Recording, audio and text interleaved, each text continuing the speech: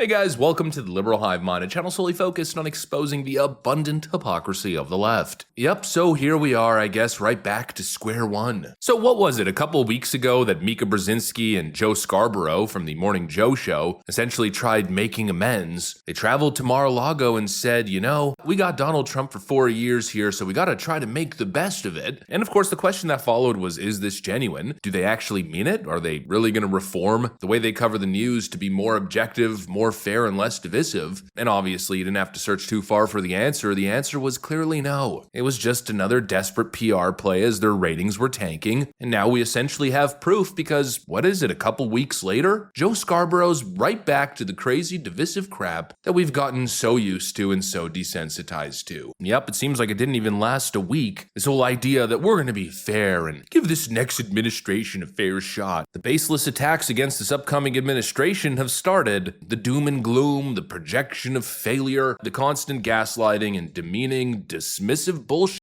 continues in full force. Let me show you guys exactly what I mean by that. We got some stuff to get into, so let's roll the tape. All right, folks, so we got this new administration coming in, and it seems like people are excited from both sides, and people seem especially excited for this Department of Government Efficiency. I've seen people across the political aisle rally behind this idea and this movement, probably because, you know, as I've said a million times before, there seems to be at least a light bipartisan consensus that government is inefficient with taxpayer dollars. Both sides seem to agree to this, but apparently, according to Morning Joe and the big brain genius political analyst at MSNBC, the idea that you would cut government spending, well, it's just unrealistic. And Joe Scarborough goes as far to suggest that it's a, quote, scam.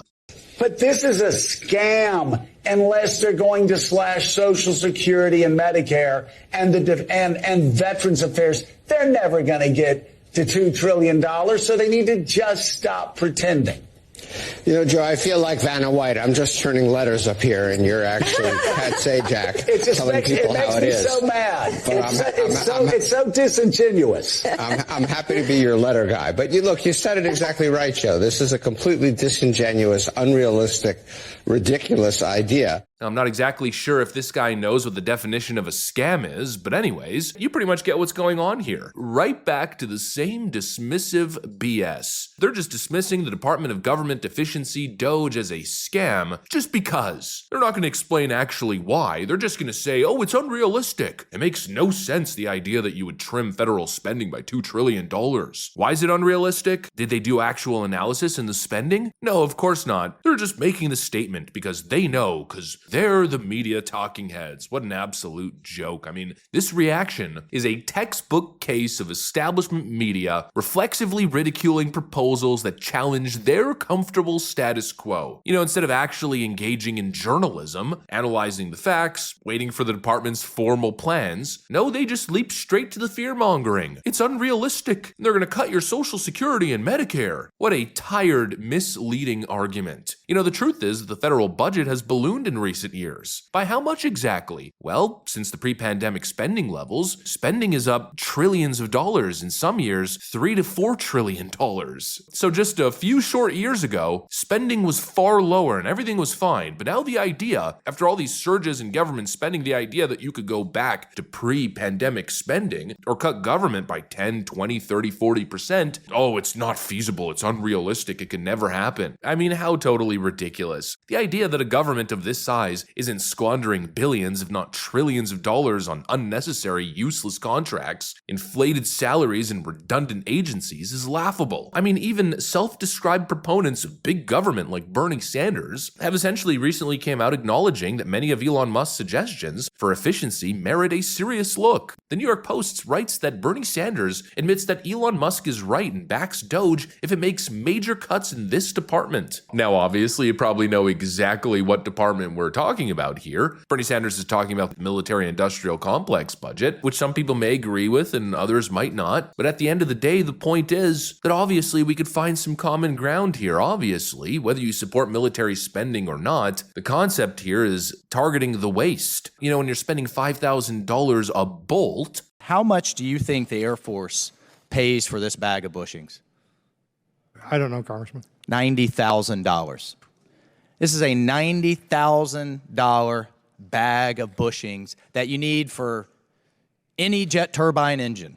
Yeah, when stuff like that is being highlighted, it really puts the idea of government waste into perspective now, doesn't it? But Morning Joe and Mika Brzezinski, no, they think that even having the conversation is ridiculous and shouldn't happen. Yeah, I wonder why. Well, it's obvious, isn't it? The prevailing establishment, be it the bureaucrats, their favored contractors, or the media personalities who essentially run interference for them, well, they tend to panic when anybody suggests trimming their excess. And that's really what it is. They love government excess. And post-pandemic, it's been nothing but government spending excess. And so the attacks have started. The partisan BS has started. Attack and dismiss any proposal without even actually analyzing the proposal itself. Just launch a gaslighting campaign, show a bunch of charts, and have a bunch of official-looking people in the news ridicule the idea, as if there's no merit. Yeah, no merit. I mean, really? Just look at this piece again from the New York Post, and this went mega viral, by the way. 55 million views. That's one of the biggest posts I've seen in a long time. Well, this headline suggests that only 6% of federal workers are actually showing up in person on a full-time basis. And that's not some partisan report. That comes from a Senate report. So we got big viral headlines like this, really opening people's eyes, but Morning Joe really wants you to believe that none of this can be cut and that it's going to come out of important programs that Americans rely on. Give me a break. All they're trying to do is stifle debate. They're trying to deny the American people's right to have an honest conversation, and most importantly, to have some basic transparency into how their taxpayer dollars are being spent. There's no law of nature here that essentially stipulates that Washington must remain bloated and inefficient. There's no reason why spending should continue at historically high levels. Meanwhile, Americans are getting less and less in return for every tax dollar. And so it's time to do a real audit. For the people to audit the government and not the other way around. And Elon Musk and Vivek Ramaswamy deserve at least a fair shot, whether or not MSNBC is going to give them a fair shot or not. This idea that you would dismiss the entire program before they've even done a single real analysis or released an official plan, it's completely crazy to me. I mean, we're just hearing now that the Senate's going to have their first Department of Government Efficiency caucus meeting. Good morning, Maria. That's right. So Elon Musk and Vivek Ramaswamy are heading to Capitol Hill today to speak with Republican lawmakers in both chambers of Congress on how the new Efficiency Commission could make cuts to the federal budget. So the pair will attend the first Senate DOGE caucus meeting this morning that's chaired by Iowa Senator Joni Ernst. She has a 60-page plan for the department she'll present to Musk and Ramaswamy. The senator shared that plan with me exclusively, and that includes reducing remote work and selling off empty government office space to reduce waste. In her report, she stresses that the government will have to, quote, use it or lose it. And House Speaker Mike Johnson will also hold a meeting with Musk and Ramaswamy later in the afternoon with Republicans from both the House and the Senate.